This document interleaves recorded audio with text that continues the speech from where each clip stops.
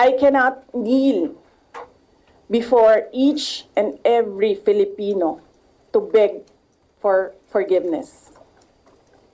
Instead,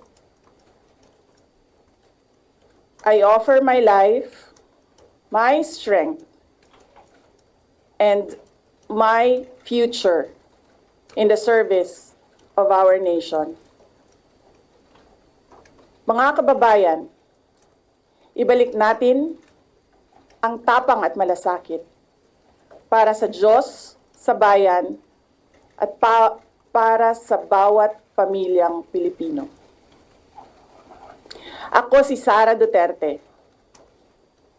tatakbo bilang Pangulo ng Pilipinas. Syukran.